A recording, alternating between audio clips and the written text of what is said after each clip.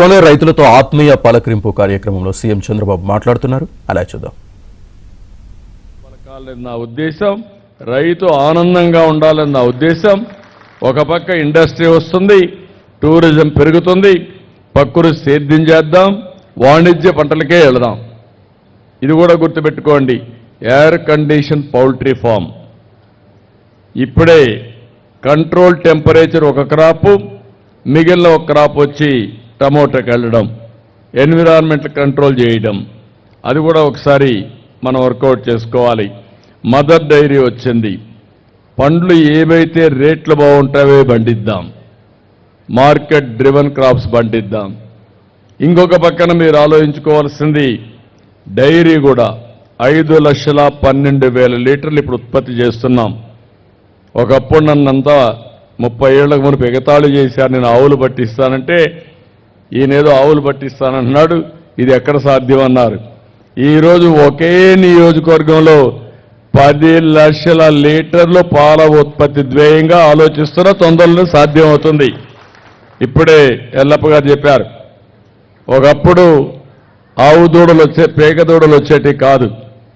ఇప్పుడు అన్నీ కూడా ఏదైతే ప్రిఫరెన్షియల్ సెక్స్ ఎంత సెమను ఉపయోగిస్తున్నాం, 80% నుంచి 90% పేగదూడలే పుడుతున్నాయి.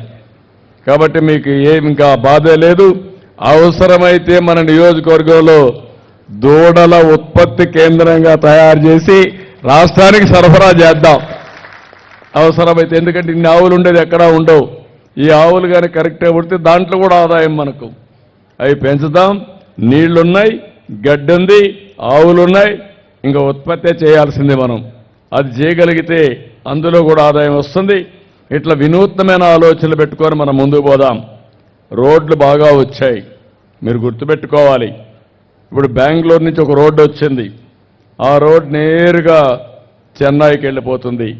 పాత రోడ్డు ఒకటి ఉంది, కృష్ణగిరి రోడ్డు ఒకటి ఉంది. ఇప్పుడు చిత్తూరు నుంచి కృష్ణగిరి రోడ్డు కూడా 2 లేన్ 4 లేన్ రోడ్డు వచ్చేస్తుంది. ఈ రోడ్లన్నీ వచ్చిన తర్వాత ఇంకా 1-2 రోడ్లు యాడ్ అవుతాయి. రేపు రాబోయే హై స్పీడ్ ట్రైన్ వస్తుంది. ఎక్కడి నుంచి అయితే బెంగళూరు నుంచి చెన్నైకి 75 నిమిషాల్లో 60 నిమిషాలు వెళ్ళిపోతుంది. బెంగళూరులో ఎక్కితే వీకోటకి ఒక 30 నిమిషాలు ఇక్కడికి వచ్చేస్తాం. అక్కడి నుంచి దిగేసి నేరుగా కుప్పం రోడ్డు ఎక్కితే ఒక 20 నిమిషాలు వస్తాం. అంటే బెంగళూరు నుంచి కుప్పానికి 30-40 నిమిషాలు వచ్చేసే పరిస్థితి వస్తుంది. ఇంకొక పక్క ఎయిర్పోర్ట్ కూడా వస్తూ ఉంది. ఎయిర్పోర్ట్ వస్తే మీరు పండించిన పంటలు, ప్రకృతి సేద్యంతో పండించే కూరగాయలు అవసరమైతే ఇతర దేశాలకు ఎగుమతి చేసి డబ్బులు సంపాదించే పరిస్థితి వస్తుంది. లాజిస్టిక్స్ కూడా వర్కౌట్ చేస్తాం. ఒకటి కాదు, చాలా ఆలోచిస్తున్నాను. ఈరోజు ఒక మీనింగ్ఫుల్ మీటింగ్ ఇది. చాలా సంతోషం. రైతుల్లో ఇంత చైతన్యం ఉందంటే నేను నమ్మలేకపోతున్నా. ఇక్కడ సెరికల్చర్ పండిద్దాం, అదే మరి కూరగాయలు పండిద్దాం, పూలు బాగా వస్తాయి, ఆర్చర్డ్స్కి వెళ్దాం, ఇంకొక పక్క పళ్ళు పండిద్దాం, ఆవులు, పౌల్ట్రీ, కొన్ని ఇంకా కూడా షీప్ కూడా, మటన్ కూడా లాభసాటిగా ఉంటుంది. అది కూడా స్టాల్ ఫెడ్, ఇంటి దగ్గరనే పెట్టి గడ్డి తీసుకొచ్చి మనం గొర్రెలు మేపడం, లేకుంటే మేకలు మేపడం, ఇది కూడా లాభసాటిగా ఉంటుంది. చెరువులన్నీ ఉన్నాయి, చెరువుల్లో చేపలు కూడా వేద్దాం. చేప పిల్లలు కూడా వేస్తే ప్రోటీన్ ఎక్కువ వస్తుంది, మీ ఆరోగ్యం బాగుంటుంది. అది కూడా నేచురల్ ఫార్మింగ్, ప్రకృతి సేద్యానికి వెళ్దాం. ఇలాంటివన్నీ చేసి రైతులను ఆదుకోవడం, చదువుకున్న పిల్లలకు ఉద్యోగాలు రావడానికి ప్రపంచంలో ఉండే బెస్ట్ ఇండస్ట్రీస్ అన్ని కుప్పానికి వస్తాయి. ఇప్పుడు ఒక 30 వచ్చాయి, 10,000 కోట్లు పెట్టుబడి వచ్చింది, 40,000 మందికి ఉద్యోగాలు వస్తాయి. ఇప్పుడే మిత్రులు చెప్పారు, పొగురుపల్లిలో ఒకే రోజు రాత్రింబగళ్ళు పనులు జరుగుతున్నాయంటే అది ఈ ప్రభుత్వం మీద ఉండే విశ్వాసం అని మరొక్కసారి మీ అందరికీ తెలియజేస్తున్నా. ఇవన్నీ ఒక ఎత్తైతే ఎక్కువ స్కూళ్ళు, కాలేజీలు రావడం, ఎక్కువ హోటల్స్ రావడం, ఈ యొక్క చెరువులు, లేకపోతే మన రివర్ ఉంది, పాలార్ రివర్ బేస్ చేసుకొని మంచి బ్యూటిఫుల్ రిసార్ట్స్ వస్తే ఇక్కడ డెస్టినేషన్ వెడ్డింగ్స్, లేకుంటే కాన్ఫరెన్సెస్ పెట్టడం, అదే మరి లీజర్ టూరిజాన్ని ప్రమోట్ చేయడం, ఇలాంటివన్నీ కూడా ప్రమోట్ చేయడానికి అవకాశం ఉంటుంది. నేను చాలా మీకు కావాల్సిన మిమ్మల్ని ఒకటే అడుగుతున్నా, ఈరోజు నేను చెప్పేటన్నీ కూడా మీకు కలగా కనపడస్తాయి. అదేదో చెప్పేస్తున్నారు అవుతాయా అని, మీ కళ్ళ ముందర మీరే చూశారు. అందరి నీవా నీళ్లు వస్తాయని ఎవ్వరూ ఊహించలేదు. శ్రీశైలం మల్లన్న నుంచి కంగుంది వరకు నీళ్లు తీసుకొచ్చి కలిపామంటే రేపు రాబోయే రోజుల్లో శ్రీశైలం మల్లన్న నుంచి తిరుపతి వెంకన్నను కూడా కలుపుతున్నాం. అంటే కళ్యాణ్ డ్యామ్ కూడా నీళ్లు తీసుకెళ్ళిపోతున్నాం. ఇలాంటివన్నీ కూడా అయితే ఆ నీళ్ళన్నీ కూడా నేను ఒకటే ఆలోచిస్తున్నా, కాస్ట్ ఎక్కువ, డబ్బులు ఎక్కువ.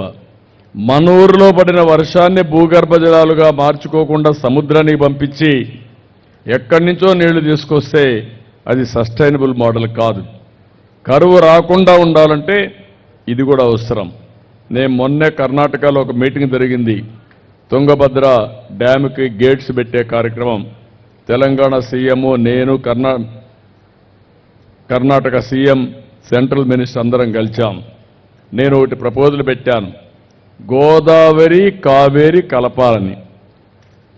గోదావరి కావేరి కలిపితే ఆంధ్ర రాష్ట్రంలో గోదావరి, పెన్నా, కృష్ణ, అదే మరి ఇంకొక పక్కన వంశధార 4 నదులు కలుస్తాయి.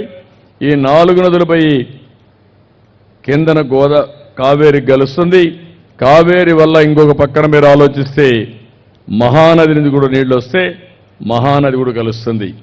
ఇది అయిన తర్వాత గంగా కావేరి వయా మహానది ద్వారా కల్పిస్తే దేశంలో క్వాడ్రిలేటరల్ రోడ్డు ఎట్టయితే వచ్చిందో ప్రపంచం మొత్తం భారతదేశం అంతా ఒక రోడ్డు, అలాంటిది దేశం మొత్తం గంగా కావేరి ఈ దేశానికి ఒక శ్రీరామ రక్ష. అప్పటి నుంచి ఇంకా రాష్ట్రంలో దేశంలో కరువు అనే మాట ఉండదు. రైతాంగానికి దానికంటే మించిన రోజులు ఉండవని చెప్పి తెలియజేసుకుంటూ ఏదైనా మళ్ళా ఒకటి విజ్ఞప్తి చేస్తున్నా, మన నియోజకవర్గంలో మీరందరూ ఒప్పుకుంటే మనందరం ప్రకృతి సేద్యానికి వెళ్ళిపోయి మన నియోజకవర్గం వరకు ఎక్కడ యూరియా ఇవి లేకుండా కెమికల్ ఫెర్టిలైజర్స్ లేకుండా నిర్ణయం చేద్దాం. దానికి కూడా మీరు రైతాంగం మొత్తం ఒక ఫేజ్ని మారిగా పోదాం. 3-4 ఏళ్ళు పెట్టుకుందాం. 4 ఏళ్ల తర్వాత మన నియోజకవర్గంలో కెమికల్ ఫెర్టిలైజర్స్ వాడకుండా, పెస్టిసైడ్ వాడకుండా మొత్తం పంట పండించి ప్రపంచానికే ఒక నమూనాగా అందజేద్దాం. దానికి మీరు సిద్ధంగా ఉంటే నేను కూడా సిద్ధమే. గట్టిగా చప్పట్లు కూడా చెప్పండి, మేము చేయగలుగుతామని ఒక సంకల్పం.